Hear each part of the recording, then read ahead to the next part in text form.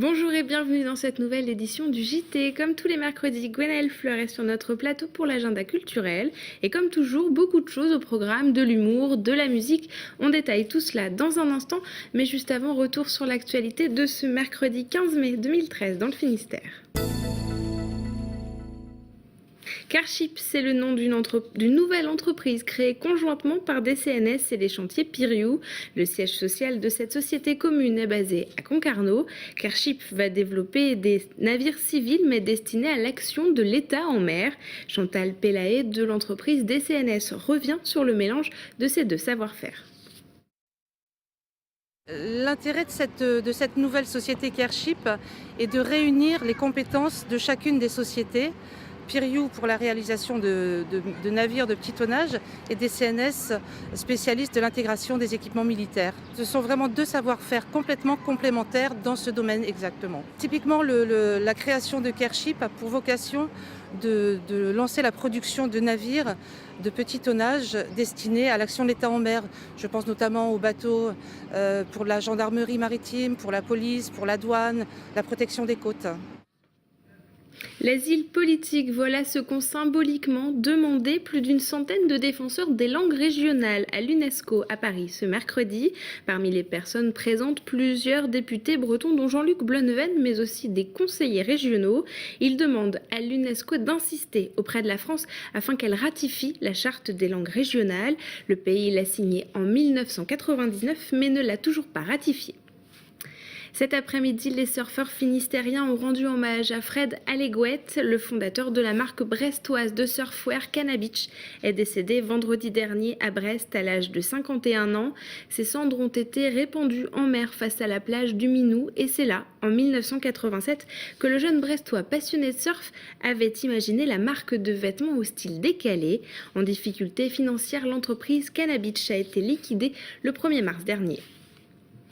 Et 40, c'est notre chiffre du jour. C'est le nombre de skippers qui prendront le départ de la solitaire du Figaro le 2 juin à Bordeaux. Près de la moitié d'entre eux s'entraînent depuis une semaine à Port-la-Forêt. Embarquement immédiat avec Pauline Ferco. Tout semble bien tranquille à Port-la-Forêt.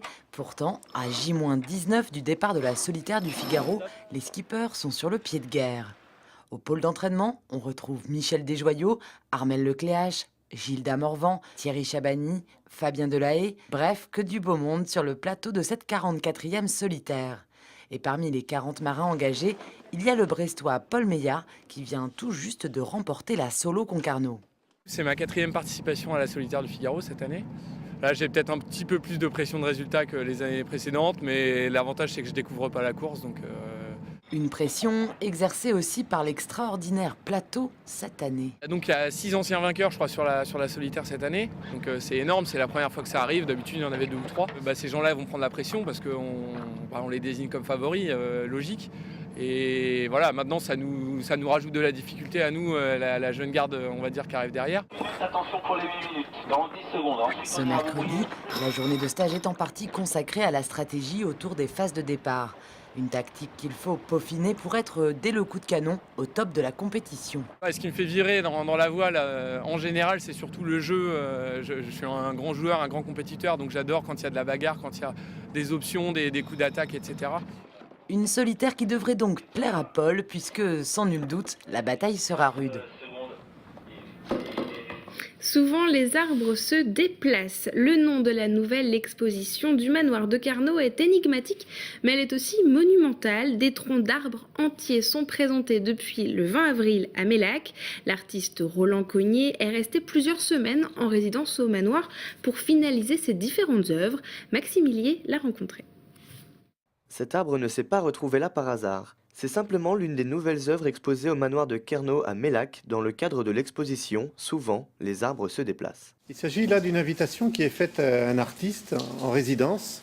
Et Roland Cognier, en l'occurrence, là, est venu plusieurs fois ici au domaine de Kerno et a pensé une œuvre ou plusieurs œuvres. Et l'idée pour nous, c'est de faire se rencontrer l'univers d'un artiste et un domaine patrimonial. Ainsi, 3 œuvres de l'artiste sont exposées. Elles mettent en scène le bois à l'état brut. Le bois était très présent dans mon environnement familial de par le travail de mon grand-père et j'étais assez facilement et assez naturellement en lien avec les outils pour travailler le bois, donc ça m'a toujours intéressé. Le manoir de Carnot poursuit également son exposition appelée Chantons toujours en y ajoutant des nouveautés. Les visiteurs peuvent découvrir des documents d'époque exclusifs ou même écouter des joutes chantées et voter pour leur équipe préférée. Déjà, on souhaitait maintenir l'exposition pour qu'elle puisse être découverte par un plus large public, ce qui nous a permis de renouveler complètement tous nos supports de texte. On a également renouvelé le mobilier de quelques salles et on en a profité pour l'enrichir d'extraits des archives sonores de l'ethnologue Donatien Laurent. L'exposition prendra fin le 11 novembre, le temps d'écrire quelques chansons traditionnelles. Et c'est le sujet parfait pour passer à notre chronique culture. Bonjour Gwen. Bonjour Julie. Et ce nouveau week-end prolongé est l'eau propice au festival. Ils sont nombreux dans le département avec de belles têtes d'affiche, notamment du côté de l'humour. Oui, ça démarre avec la 5e édition du festival Les Feux de l'Humour. À partir de ce jeudi et jusqu'à dimanche, la Bellevoire de Plougastel accueille une belle brochette de comiques, dont Kenny, Bérangère Krief, Roland Magdan et Éric Antoine. Retrouvez tous les détails dans l'émission Quoi de neuf ce jeudi à 18h30. Et puis, elle était l'an dernier l'une des invitées des Feux de l'Humour, justement. Anne Roumanoff revient en Finistère, à Morlaix cette fois. Elle joue son tout nouveau spectacle Anne Rougemanoff, samedi à Languelvas. Il y est bien sûr question d'actualité en général et du quotidien des femmes en particulier. On regarde un petit extrait de son précédent spectacle. Moi, je me suis acheté la crème, je fais 10 ans de moins. Au bout d'une nuit, j'espérais faire une semaine de moins, un jour de moins, une heure de moins. Je vais voir mon mec, je lui dis tu remarques quelque chose de changé? Tu t'es pas brossé les dents? Je vais voir ma fille de 10 ans, je lui dis mais ma peau, regarde bien ma peau. T'as des boutons d'acné qui ont poussé par-dessus les rides. Un petit air de jazz à présent, Gwenelle, avec le festival sonore qui débute jeudi à Brest et se poursuit vendredi et samedi au Renard-Pince à Châteaulin. Alors pour cette 5e édition, là aussi, le festival sonore reste fidèle à sa devise « Free Music, Free People », place donc au free jazz et à toutes les musiques improvisées en compagnie de quelques pointures de renom comme le clarinettiste français Jacques Di Donato, le percussionniste australien Will Guthrie, amateur de bidouilles percussives en tout genre, c'est très drôle, le guitariste Serge Tessoguet, ex-Noir Désir, qui a également joué avec Paul Bloas, le peintre brestois, là pour un dialogue de cordes avec la contrebassiste Joëlle Léandre, ou encore le mythique combo hollandais The X, qui multiplie les évasions musicales cuivrées aux côtés du collectif Brass and Band. Et ce sont donc de belles rencontres à Brest jeudi et à Châteaulin vendredi et samedi, effectivement. Alors le jazz est également à l'honneur du tout premier festival L'air d'un souffle, samedi et dimanche à Combry de Sainte-Marine. Alors en effet, c'est l'harmoniciste Jean-Jacques Milteau qui est le parrain de cette première édition. Pendant 2 jours, le public pourra découvrir expositions, conférences, activités sportives, jeux même, et côté musique, une dizaine de groupes vont donner du souffle dans des registres blues, soul, jazz bien évidemment, ou encore hip-hop funky, comme avec le collectif finistérien Le Cercle.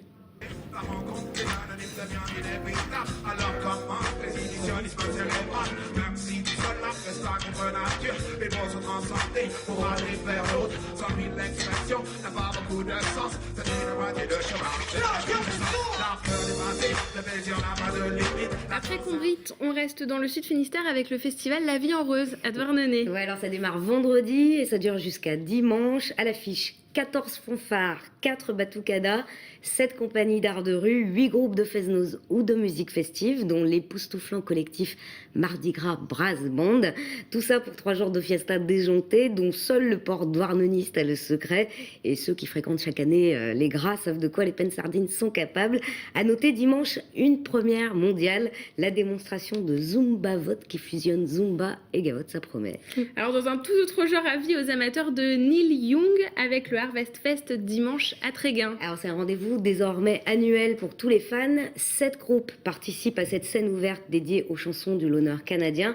Une fête qui prend une saveur particulière à 2 mois de la venue exceptionnelle de Neil Young, justement au Festival des Vieilles Charrues cet été. Et puisque l'on parle des charrues, un autre artiste attendu à Carhaix cet été est aussi de passage cette semaine en Finistère. Oui, il s'agit de Benjamin Biolay, l'enfant terrible de la chanson française, fait escale samedi à la Carène à Brest pour interpréter notamment les titres de son dernier album baptisé Vengeance. Merci Gwenaëlle pour toutes ces précisions. Merci à tous d'avoir suivi cette édition. On se retrouve demain pour un nouveau point sur l'actualité. Bonne soirée sur TPO.